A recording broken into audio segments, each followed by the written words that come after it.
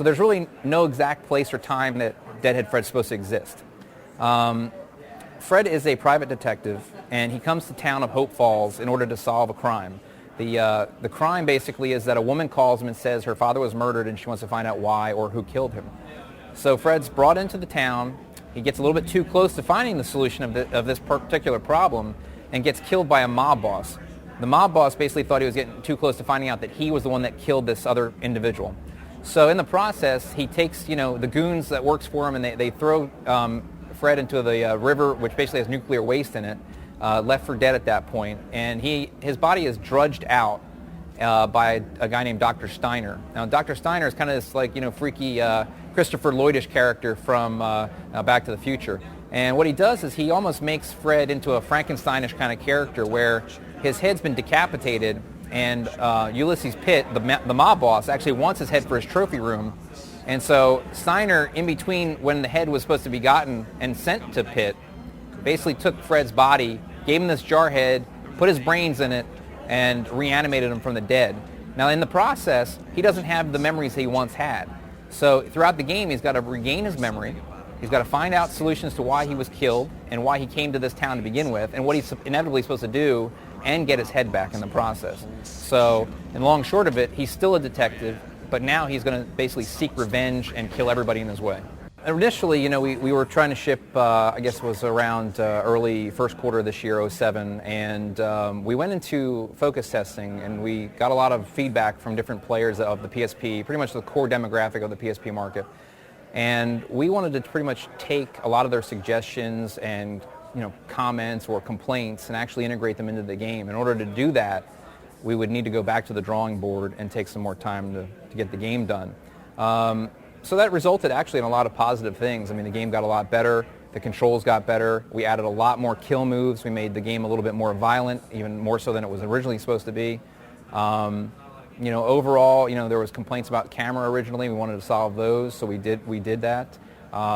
People wanted a little bit more of an RPG-ish kind of flavor to it, so we created more upgradability with each of the heads, gave the heads unique characteristics. There was already some of that in the game prior to December, but a lot more came out after a couple different focus testing sessions. The upgrade system, first of all, you're a corpse. So what we thought would be funny would be to have that you would actually find these big mutated worms. And there are all different kinds of worms around the environment. Some are different colors, but the most fancy ones are the gold ones. And the gold ones basically get utilized to upgrade each of the individual heads. And you can choose which head you want it to upgrade. Gold worms are usually gotten by doing really hard side missions or fighting bosses. Once they're basically taken, you can put them into your head of choice, and it will upgrade that head on a path. So one of the things in our design process was to each of the heads more weaponry, basically, more attacks, the ability to have more special abilities. So I'll give you an example. With the jar head, it allows you to be in stealth mode in the beginning of the game. Unfortunately, the stealth mode flickers on and off, and it will basically be a little bit more of a hassle than it will be fun. So you have to actually go a little bit slow, take your time, and if you don't, you'll come out of stealth mode and the enemies will see you. But if you got golden worms and you upgraded the jar head, one of the things it would do is it would upgrade how long you could stay in stealth without the machinery actually collapsing on you and wearing down. So it basically lets you be in stealth longer to get more kill moves from surprise attacks.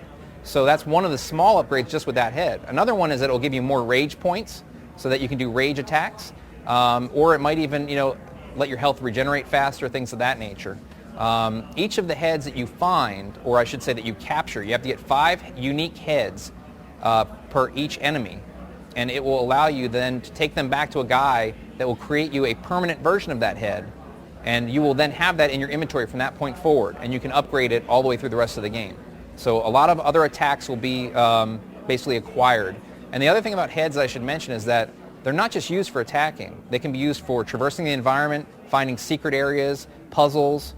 I hate to say the kind of the overused comment, but you got to use your head in the game to really figure out all the unique twists. I would say that one of the main reasons to get the game is because it's the first game that you're going to get on the PSP that was made for the PSP, has controls in mind for the PSP. We focused the camera for the PSP. It's really the first PlayStation 2 sized experience on the PSP. I know there have been some other games like, whether you want to talk about Ratchet or Daxter, but even those games are not necessarily as big as their predecessors.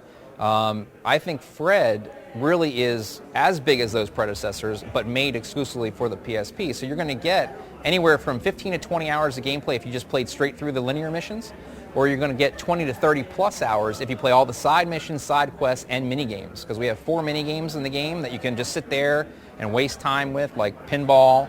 You can play billiards. You can go fishing, and you can play cockfighting. So, and I mean, why not buy a game for cockfighting?